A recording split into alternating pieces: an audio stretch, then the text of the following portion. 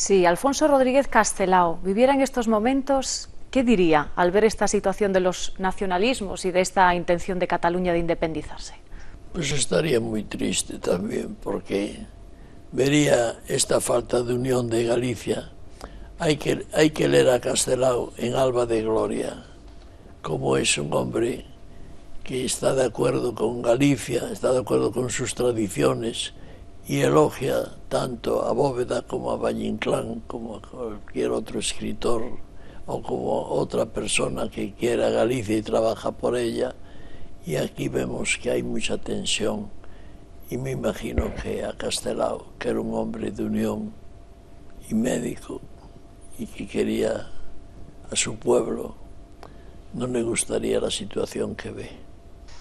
Hay una tesis de su amigo Ramón Piñeiro que dice gallegos por nación, españoles por historia y europeos por cultura. ¿Usted está de acuerdo? No solamente estoy de acuerdo, eso se lo oí yo en una cena que tuvimos en la casa del doctor López Nogueira.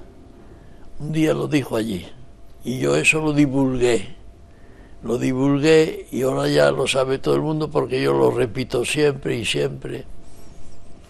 Y es una frase espléndida, porque es la verdad. Somos gallegos por nación, no porque seamos un Estado ni queremos ser un Estado, pero somos nación porque culturalmente y tenemos una lengua, tenemos un estilo de vida, hemos nacido aquí. Son muchas cosas que nos unen y que es nuestra cultura y nuestra historia. Somos españoles porque, como decía Ramón, somos españoles por historia, pero es que además también sentimos a España, porque, como decía Manuel Machado, Galicia es la madre de la España entera. Si usted coge la historia de Galicia de verdad, verá el origen de tantas cosas en España que son de origen gallego. Y yo hasta hace poco no sabía que la reina Isabel y el rey Fernando, el católico, eran de la casa de Trastámara. Y la casa de Trastámara, ¿qué es? Aquí hablan de Trastámara, hablamos de la orquesta Tamara, pero Trastámara no sabemos qué es tras del tambre. Y esto es un desconocimiento de lo que es la historia de Galicia. Y no se habla nunca de hasta dónde llegaba Galicia y nuestra lengua, que el rey sabio hace las cantigas a Santa María en gallego en Sevilla. De manera, y era rey de Castilla y de León y de tantos sitios, de manera que la influencia de Galicia en España es extraordinaria. Y nosotros no nos preocupamos nunca de estar defendiendo. Mira, acaba de morir Canalejas, centenario de su asesinato ayer. En ninguna prensa leo que nació en Ferrol. Pues es un hombre en la historia de España impresionante. Si hubiese nacido en Barcelona o en Valladolid, estarían todos contentos diciéndolo. Pues aquí nadie ha comentado esto. No lo he leído en ningún periódico gallego, ni español, naturalmente, porque los españoles ni hablan de Galicia.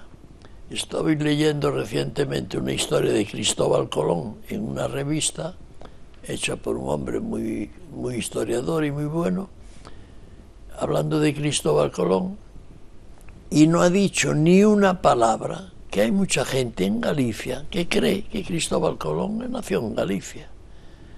Yo soy de los convencidos, pero por lo menos que dijese que aquí también. Y dice que en Cataluña hay gente que defiende que nació en Cataluña, que nació en Mallorca, que nació en España, que nació en Córcega, que nació en Italia. Y no dice ni una palabra, o a lo mejor no lo sabe, que aquí hay gente que ha escrito libros, muchos libros, y mucha gente que se ha documentado y que dice que Cristóbal Colón ha nacido aquí. Y a nosotros no nos preocupa eso. El apóstol Santiago es con Pedro el único santo enterrado en Europa, uno en Roma y otro en Santiago. Si esto lo tiene otra nación, y el significado del camino, y el significado de que 400 nombres de ciudades en el mundo lleven el nombre de Santiago, bueno, estarían orgullosísimos. Pues aquí tan tranquilos, sin darle mayor importancia. Doctor, usted, una vez que deja aquí la política en Galicia, desarrolla un importante trabajo como europarlamentario a partir del año 1989, preside la comisión creada para la reunificación de Alemania. Este logro pues, le ha supuesto un importante reconocimiento, también la Comisión de Asuntos Exteriores en la segunda legislatura y la vicepresidencia con América y con Mercosur. A mí me gustaría preguntarle, ¿cree que ahora los españoles no sabemos o no valoramos el trabajo que realizan los eurodiputados? Porque a lo mejor tenemos una visión de solamente una persona en Europa que se llama Angela Merkel y que nos trae a los españoles por el camino de la amargura. Bueno, nos trae por el camino de la amargura Angela Merkel y no hablamos de que el camino de la amargura quien nos trajo fue el señor Zapatero, porque cuando el señor Zapatero consiguió el gobierno, la situación económica estaba espléndida. El gobierno de Aznar tenía las arcas llenas, el déficit solucionado, éramos la nación de Europa que más puestos creaba.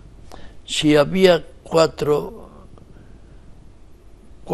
5 empleos en Europa, 4 eran en España. El gobierno de Aznar habría creado 5 millones de puestos de trabajo. Cuando cogió el gobierno Zapatero estábamos en esa situación. Él prometió el pleno empleo, y con eso fue al poder.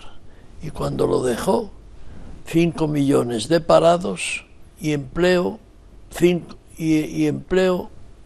ruinoso, 5 millones de parados, de 5 construidos a 5 parados, y luego las arcas vacías con deudas horrorosas, deudas que tenemos que pagar, no la deuda, los intereses que esa deuda ha ocasionado.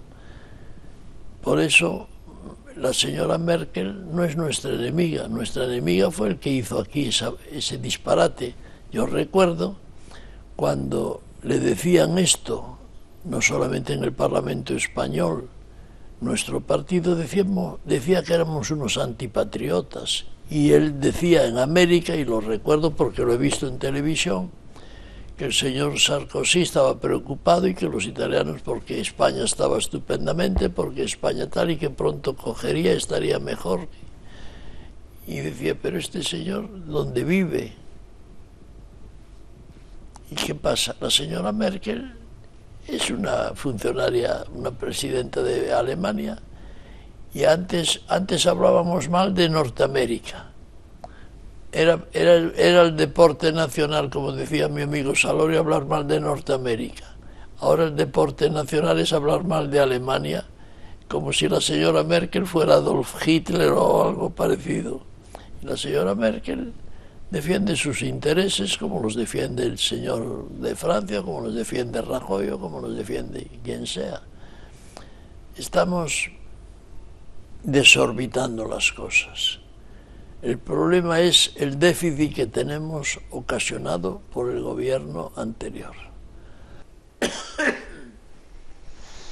Este mes de noviembre, doctor, vamos a tener 2 aniversarios. El primero, el primer año de mandato de Mariano Rajoy como presidente del Gobierno central, y bueno, se va a constituir esta misma semana el Parlamento en Galicia, y Alberto Núñez Feijóo ha revalidado una segunda legislatura, y por cierto con una mayoría más absoluta que la anterior, con 41 diputados. ¿Cómo ve usted la situación en estos momentos en Galicia? Que hablando antes de déficit, por cierto, Núñez Feijóo ha defendido siempre que nuestras cuentas, las gallegas, son unas de las más saneadas en España. Pues si el gobierno anterior del señor Zapatero hubiese hecho, cuando entró en el gobierno, lo mismo que hizo el señor Feijóo en Galicia, hoy no tendríamos crisis de ninguna clase. Es decir, si hubiese hecho la austeridad, si hubiese hecho la economía que ha hecho Feijóo, si hubiese hecho todas las medidas que tomó Feijóo para autofinanciarse, para conseguir un déficit sensato, asusta pensar que no tendríamos crisis en España. Esto que parece una broma, si usted cogiese lo que ha hecho Feijóo y lo que no hizo Zapatero, es una pena. Por eso yo estoy convencido de que aquí empezaremos a crecer el próximo año. Y el señor Rajoy, con esas deudas tan horrorosas que tiene, está tratando de conseguir de Europa las posibilidades de solucionar eso con cierto tiempo, y no lo conseguirá tan pronto como lo conseguiremos en Galicia, pero quizá, si no el próximo año, el 14 empezaremos a ir arriba, y cuando él termine su legislatura, que le faltan 3 años, estaremos en condiciones de renovarle la presidencia del gobierno.